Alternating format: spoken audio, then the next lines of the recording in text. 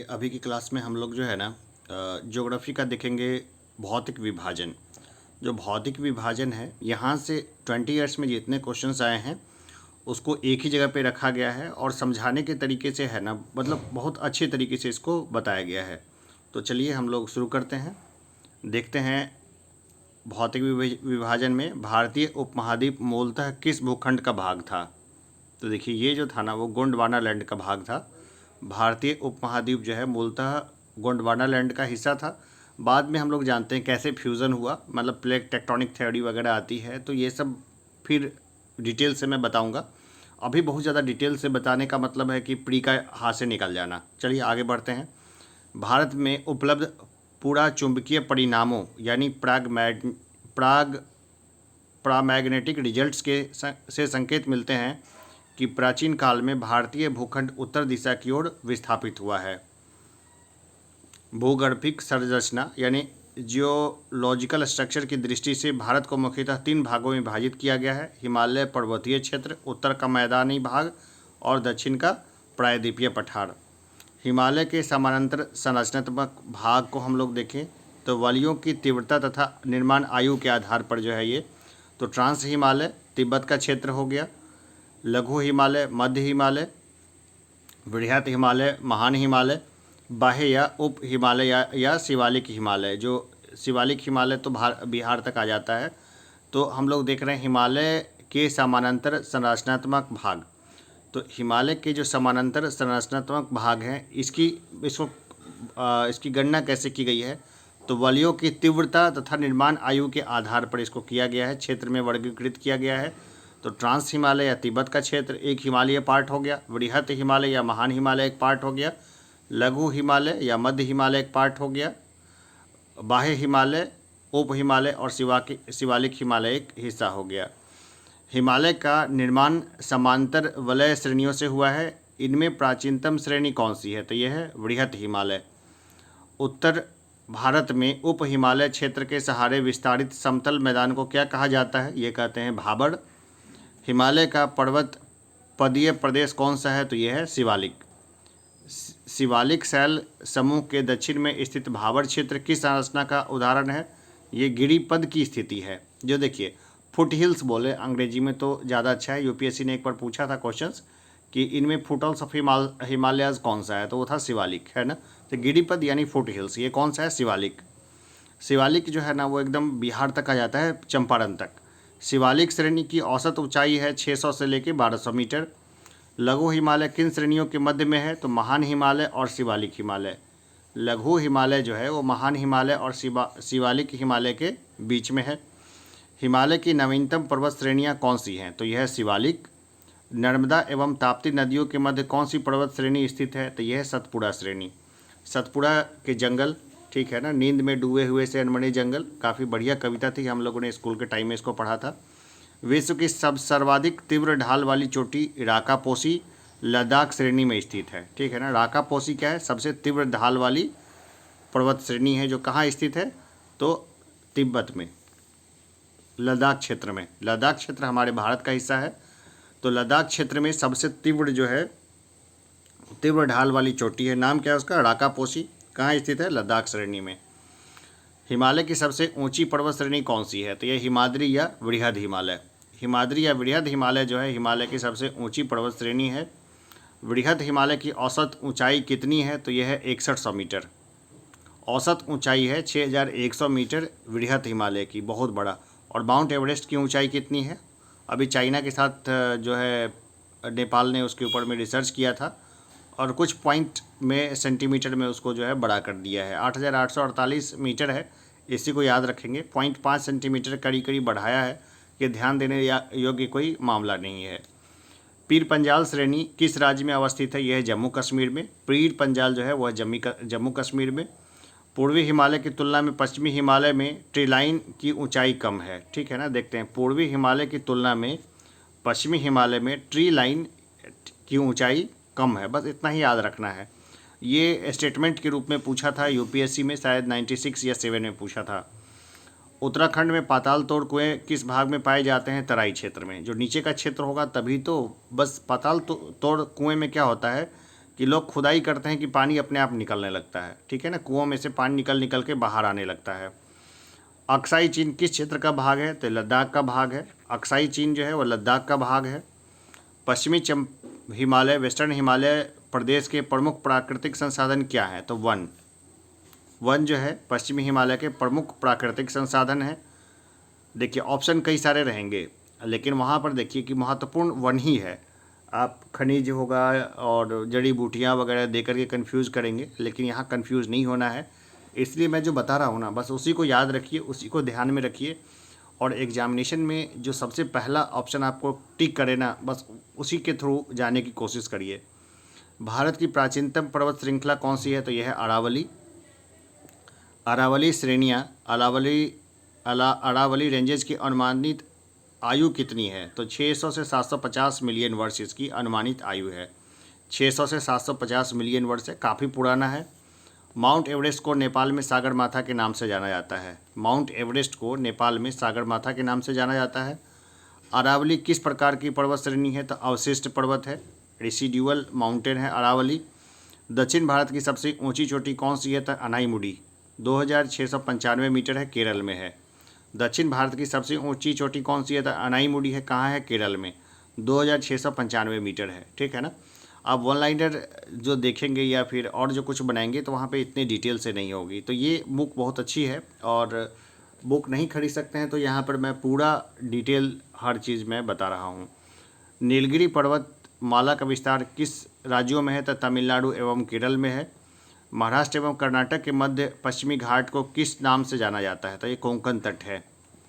इलायची की पहाड़ियाँ यानी कार्डेमम माउंटेन किन राज्यों के मध्य सीमा बनाती है? तो केरल एवं तमिलनाडु के मध्य ये सीमा बनाती है।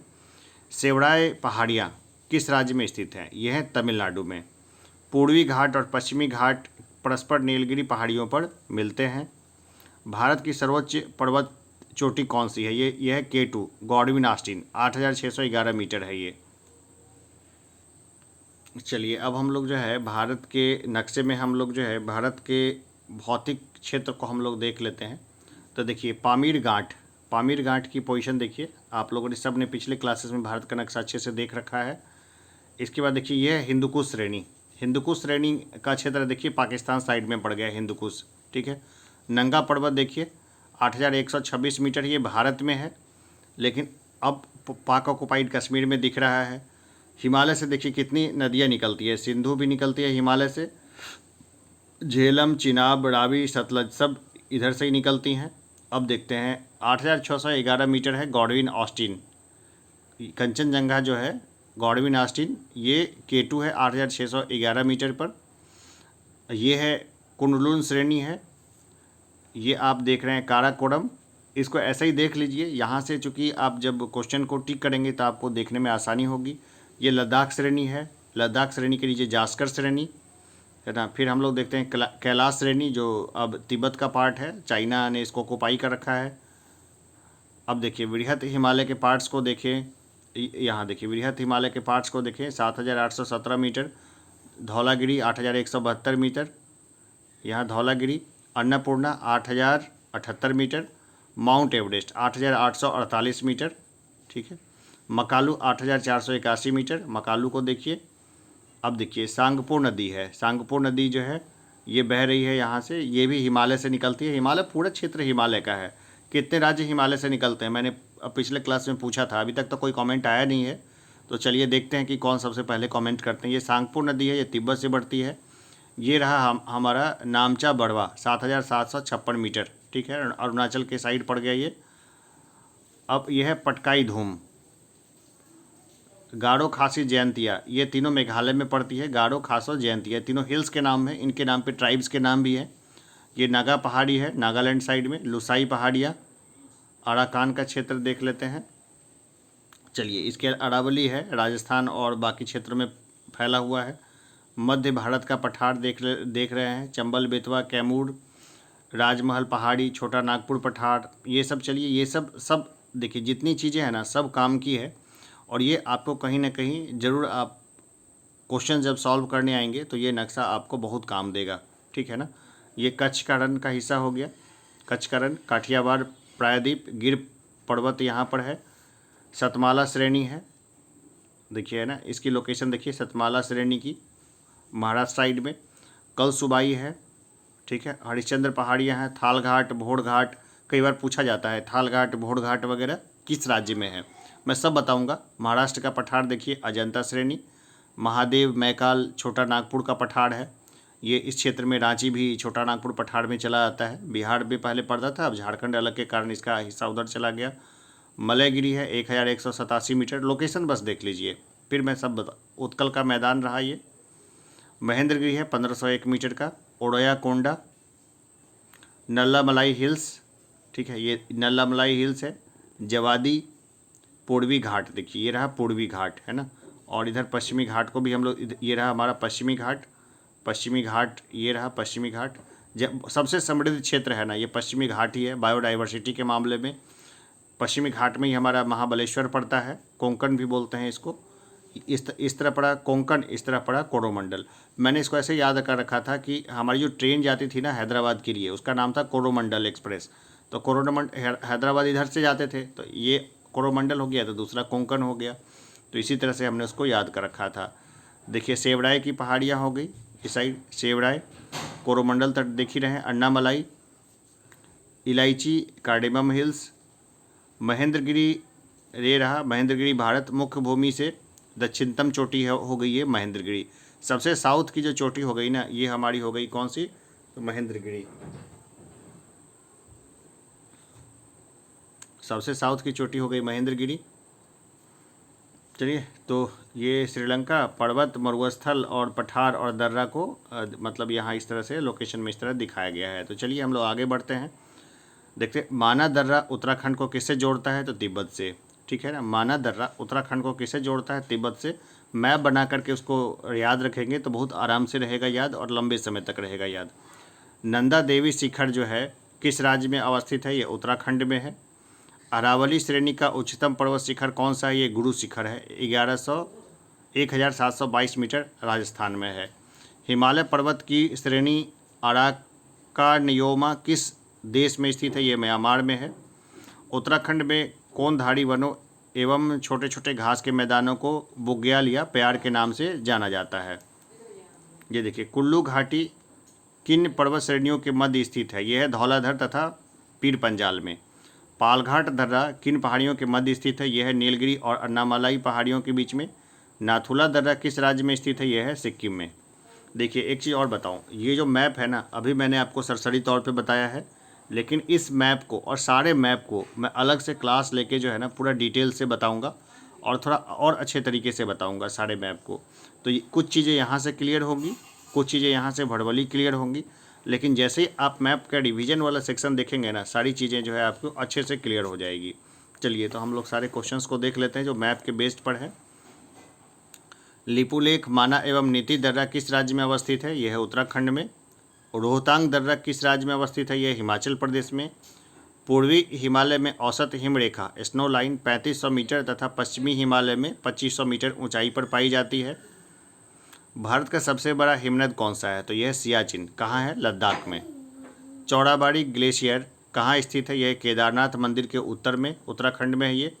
मेघालय का पठार, मेघालय प्लेटू किसका भाग है, प्रायद्वीपीय भारत का है, प्रायद्वीपीय भारत का पार्ट है मेघालय का पठार। एकदम इसको ध्यान रखिएगा, ठीक है ना, कि प्रायद्वीप को लेकर के आप सिर्फ साउथ में चले जाते हैं, ऐसा नहीं है। हम लोग डिटेल से बताएंगे कैसे हिमालय जो है ना वो साइड साइड होते हुए पूरा उसने एक तरीके से पूरे दक्षिण में चला गया। सारे जो टापू हैं ना वो दरअसल हिमालय श्रेणी के ही पार्ट्स हैं, जो अंडमान निकोबार हो गया। भारत के प्रायद्वीपीय पर्वत किस काल में निर्मित हुए, ये पैलजोइक महाकल्प में। अरावली एवं विंध्य श्रेणियों के मध्य कौन सा पठार स्थित है, यह है मालवा का पठार।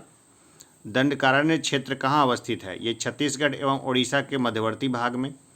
लघु हिमालय एवं शिवालिक श्रेणी के मध्य में विस्तृत समतल संरचनात्मक स्थल को पूर्व में द्वार तथा पश्चिम में दून के नाम से जाना जाता है। लघु हिमालय एवं शिवालिक श्रेणी के मध्य में विस्तृत समतल संरचनात्मक भाग को पूर्व में द्वार तथा पश्चिम में दून के नाम से जाना जाता है। भारत का औसत समुद्र तट किस तट से मापा जाता है, चेन्नई से। औसत समुद्र तल जो है वो चेन्नई से मापा जाता है। कहाँ ऊंचा है कहाँ नीचा है आप देखे होंगे स्टेशन वगैरह पर भी, ये चेन्नई से मापा जाता है। भारत का औसत समुद्र तल किस तट से मापा जाता है? चेन्नई के तट से। भारत की समुद्र तट रेखा की कुल लंबाई कितनी है? तो लगभग 7,517 किलोमीटर। हमने खूब डिस्कस किया है इसके बारे में।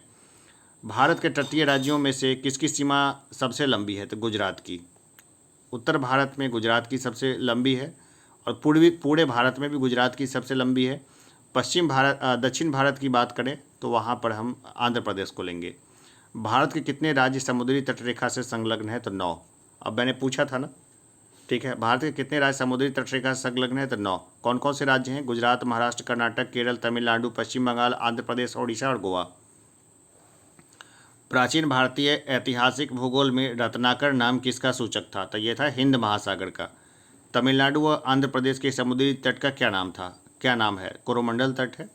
कन्याकुमारी को किस नाम से जाना जाता है? केप कोमोडिन। पहले भी लेक्चर में हम लोग डिस्कस कर चुके हैं। अंडमान और निकोबार द्वीप समूह में सबसे अधिक ऊंचाई वाली चोटी कौन सी है? तो यह है सैडल पीक। अब इसको यहीं डिस्कस कर लेते हैं। सतलज एवं सिंधु नदी के मध्य स्थित हिमालय के भाग को कश्मीर हिमालय या पंजाब हिमालय के नाम से जाना जाता है। अंडमान व निकोबार द्वीप समूह स्थित है बंगाल की खाड़ी में। अंडमान निकोबार द्वीप समूह में द्वीपों की संख्या कितनी है? तो 572 है। टोटल द्वीप कितने हैं भारत में निर्जन द्वीप को लेकर के? भाई कमेंट बॉक्स में बताइए। इससे जस्ट पहले के चैप्टर में मैंने ये चीज़ बता रखा है। 10 डिग्री चैनल किन 2 द्वीपों को पृथक करता है? तो अंडमान को निकोबार से। बैरन द्वीप अवस्थित है बंगाल की खाड़ी में। श्रीहरिकोटा द्वीप कहाँ अवस्थित है? यह है पुलिकट झील के समीप। राम सेतु कहाँ से प्रारंभ होती है? धनुषकोडी से। लक्षद्वीप कहाँ अवस्थित है? अरब सागर में। भारत का कौन सा द्वीप समूह प्रवाल निर्मित है? तो यह लक्षद्वीप। मिनिकॉय द्वीप भारतीय तटरेखा के सुदूरवर्ती द्वीप की श्रेणी में आता है। भारत एवं श्रीलंका के मध्य कौन सा द्वीप स्थित है? यह है पंबन द्वीप रामेश्वरम में। द्वीपों पर बसा हुआ भारत का सबसे बड़ा नगर कौन सा है? तो यह है मुंबई। कोड़ी क्रीक कहाँ स्थित है? ये कच्छ के रण में। सर क्रीक विवाद किन 2 देशों के बीच है? तो भारत एवं पाकिस्तान के बीच है। बुर्जिल व बनिहाल दर्रा किस पर्वत श्रेणी में स्थित है? यह है पीर पंजाल श्रेणी में। अब देखते हैं हिमालय के प्रमुख ऊंचे शिखर। सबसे ऊंचा है माउंट एवरेस्ट, ये नेपाल में है, 8,848 मीटर है। दूसरा है काराकोरम, इसको केटू बोलते हैं, या गॉडविन ऑस्टिन, ये कहाँ है? भारत में 8,611 मीटर है। कंचनजंगा भारत में है, 8,598 मीटर है। मकालू नेपाल में है, 8,481 मीटर है। धौलागिरी नेपाल में है, 8,172 मीटर है। नंगा पर्वत भारत में है, 8,126 मीटर। अन्नपूर्णा भारत में 8,078 मीटर। नंदा देवी भारत में 7,817 मीटर। कामेत भारत में 7,756 मीटर। नमचा बड़वा भारत में 7,756 मीटर। और गुरुला बंधाता ये तिब्बत में है 7,728 मीटर। तो इसको जो है ना, इस चार्ट को आप चाहें तो जो भारत में है बस उसको लिख लीजिए। भारत वाला याद रहेगा ना तो बाकी में कोई दिक्कत नहीं। भारत और नेपाल का याद रहेगा, तिब्बत में तो एक ही है, तो बस यहाँ से जो है प्रश्न वो छूटेंगे नहीं। वैसे भी जो भी प्रश्न आएगा वो छूटेगा नहीं। और ये 20 ईयर्स में इतने ही क्वेश्चंस आए हैं इस चैप्टर से, इससे बढ़ के कुछ नहीं आया है। यहाँ से अगर ज्योग्राफी को पूरा कर लेंगे तो हमारा बीपीएससी खास करके पूरा ही क्लियर हो जाएगा। बीपीएससी का कोई भी एग्जाम, बिहार का कोई भी एग्ज़ाम हो, यहाँ से सब कवर हो जाएंगे। एक आध क्वेश्चन जो बाहर से अगर आने वाले होंगे तो उसको हम लोग जो सेट बनाएंगे, सेट में उसको कर लेंगे। तो चलिए अभी के लिए इतना ही, धन्यवाद।